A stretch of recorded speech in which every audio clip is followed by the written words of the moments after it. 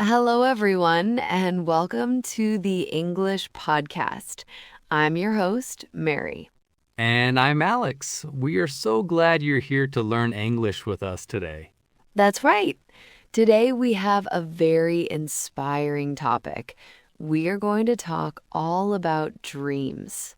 Dreams. That sounds exciting. But Mary, are we talking about the dreams we have when we are sleeping? That's a great question, Alex. Note, today we are talking about a different kind of dream. We're talking about our hopes and goals for the future, the things we want to do or achieve in our lives. Ah, I see. So like our ambitions. I think that's a wonderful topic. Everyone has dreams for their future. Exactly. In this episode, we will talk about different kinds of dreams. Simple dreams for every day, big dreams for our life, and dreams about learning new skills. It sounds like we will learn some great new words and phrases. Are you all ready? Let's start dreaming. Okay, let's begin with our first section, simple dreams. These are small, short-term goals or things we hope for in our daily lives. Short-term goals. Right. So these are not huge life plans, but small things that make us happy. Yes. For example, Alex, what is a simple dream you have for this week? That's a nice question.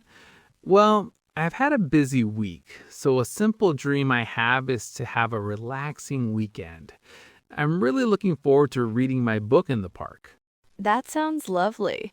You used a great phrase there. I'm looking forward to. It means you are excited and happy about something that will happen in the future. Exactly. What about you, Mary? What's a simple dream for you? Well, there's a new coffee shop near my house. This weekend, I hope to try their chocolate cake. I heard it's delicious. Chocolate cake. Now that is a fantastic dream. And you used another useful phrase, I hope to. It's a great way to talk about something you want to do. Mm-hmm. And these simple dreams are important, aren't they? They give us small, happy moments to anticipate.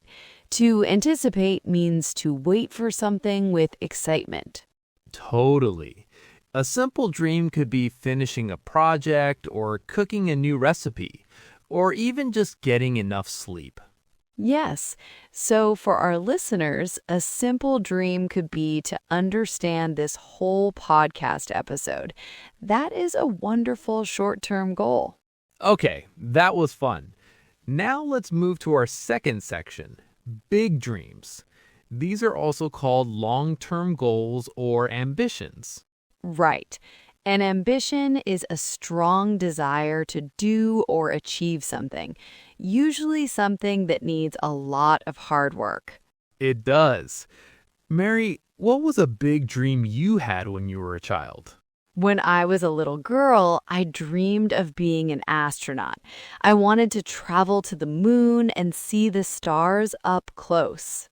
Wow, an astronaut. That is a very big dream. So, what happened?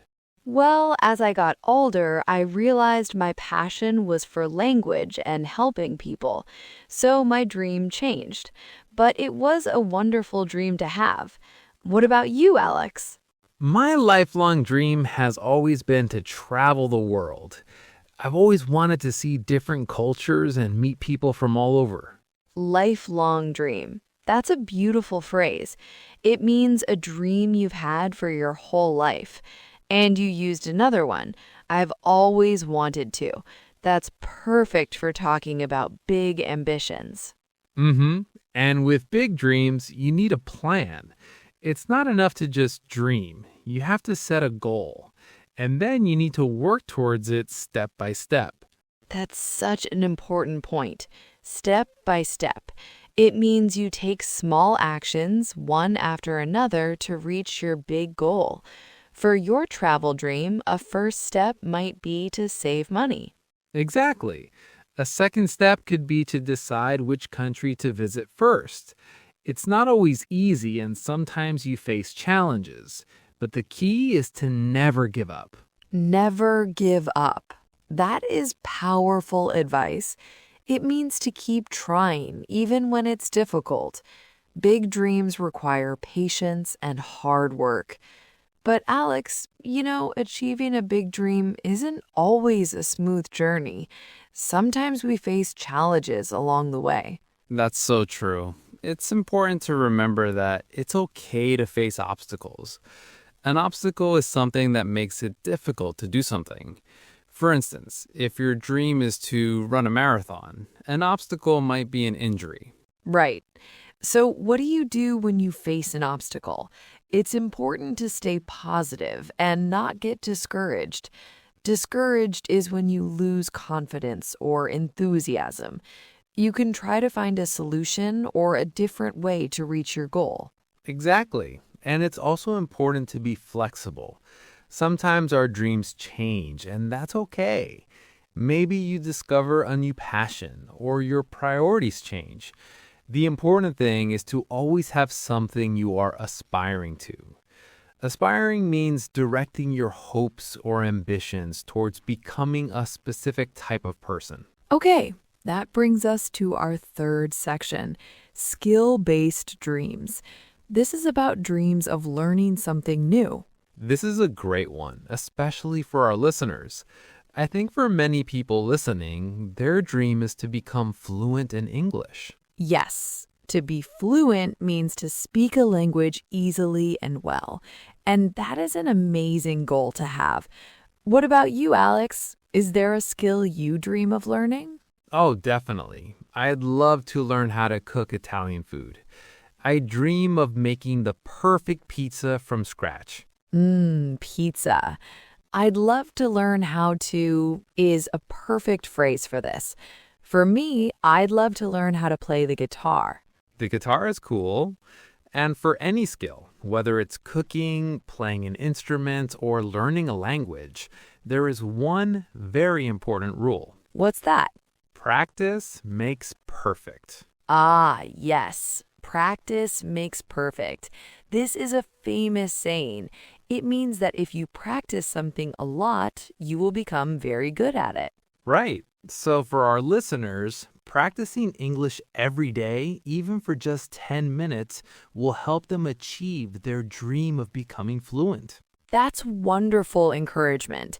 And when you achieve a goal or learn a new skill, you feel a great sense of accomplishment. That feeling is the best reward. It really is. So to everyone listening, your dream of learning English is fantastic and you can do it. Keep going. After all this talk about dreams and goals, I'm starting to get a little hungry. Me too. All this talk of delicious cake dreams has made my stomach rumble. That's a great idea, Mary. Let's move on to a topic that everyone can use. At the restaurant. Okay, so let's imagine we're walking into a restaurant. It smells delicious. What's the first thing we do? Well, the first thing you usually do is talk to the host or hostess. You can say a simple phrase like, "A table for two, please," or if you are alone, "A table for one." That's a good start. Sometimes, if the restaurant is very popular, you might need a reservation. A reservation is when you call the restaurant before you go to book a table. Exactly. If you have a reservation, you can say, "Hello, I have a reservation under the name Alex." Using "under the name" is the common phrase here. Okay, so we're at our table. The waiter gives us the menu. What's next? Usually, the waiter will start by asking you what you would like to drink. They might say, "Can I get you something to drink?" Or "What would you like to drink?" That was a great section on restaurants, Alex. It's making me think about other fun things we do in our free time. Like hobbies. That's a perfect topic. Hobbies are activities we do for fun and relaxation. They're a big part of what makes us who we are. Exactly. Let's start with a common question. What are your hobbies? This is a great question to ask someone to get to know them better. Definitely. So, Mary, what are your hobbies? Well, I love reading and gardening. Reading helps me relax and learn new things, and gardening is wonderful because I get to be outside and see things grow. Those are lovely hobbies. You used a phrase, I love, which is a great way to express what you enjoy. For me, I enjoy hiking and photography. I enjoy is another great phrase to use. Hiking and photography sound very adventurous. Do you have a favorite place to hike? I do. There's a beautiful mountain trail not too far from the city. The view from the top is breathtaking. Breathtaking means it is so beautiful it takes your breath away. That sounds amazing. And it connects to your hobby of photography. You can take pictures of the breathtaking views. Exactly. My camera is my best friend on my hikes. What about our listeners? Maybe some of them are interested in starting a new hobby. That's a great idea. There are so many hobbies to choose from. For people who are creative, they might enjoy painting, drawing, or writing. And for those who are more active, there are sports like swimming, cycling, or dancing. The important thing is to find something that you are passionate about.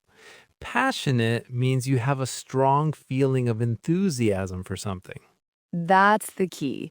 A hobby shouldn't feel like work. It should be something that brings you joy and helps you to de stress. De stress means to relax and get rid of stress. So, to our listeners, we encourage you to find the hobby you love. It's a wonderful way to enrich your life and, of course, to practice your English. You can join clubs or online groups for your hobby and meet new people. A fantastic idea. And speaking of hobbies, Alex, one of my favorite weekend activities is shopping. Whether it's for clothes or for food, I just love it. Shopping. That's a great topic. It's something everyone does, and there are so many useful English phrases we can learn for it. Let's dive into our next section shopping. Sounds like a plan. Let's begin. First one ambition. Ambition is a strong desire to achieve something. For example, her ambition is to become a doctor. Perfect. Next, goal. A goal is something you want to achieve. We have short term goals for today or this week, and long term goals for our future. My goal is to finish this book by Friday. Great. Next phrase to look forward to something. This means to be excited about a future event. I am looking forward to my vacation. Excellent. How about to hope to do something? This is to want to do something. I hope to see my friends this weekend. Very good. Next, lifelong dream. This is a very important dream that you have for your whole life. Visiting Japan is a lifelong dream of mine. Okay, a few more. Step by step. This means doing something in small, careful stages. He learned to build the table step by step. Next, to never give up. This means to continue trying even when it's hard. Learning English is difficult, but I will never give up. Great one. And our last saying practice makes perfect. This means you become good at something by doing it many times. I play the piano every day because practice makes perfect. That was a fantastic review. We hope that was helpful for all of you. Well, Alex, that brings us to the end of our episode. We've talked about simple dreams, big ambitions, and the goals we have for learning new skills. We have. I think the most important lesson is that all dreams are valuable. Whether your dream is to eat a delicious cake or to travel the world, it's what makes life exciting and meaningful. I completely agree. And now we have a question for you, our wonderful listeners. We want to hear from you. What is one of your dreams? It can be a simple dream or a big one. Yes, and try to write it in English. It's great practice. You can start with "My dream is to" or "I hope to." You can leave a comment on our website or on our social media page. We would love to read about your dreams. That's all the time we have for today. Thank you so much for listening to the English podcast. We hope you enjoyed it and learned something new. Join us next time for another episode. Until then, keep dreaming and keep learning. Goodbye, everyone.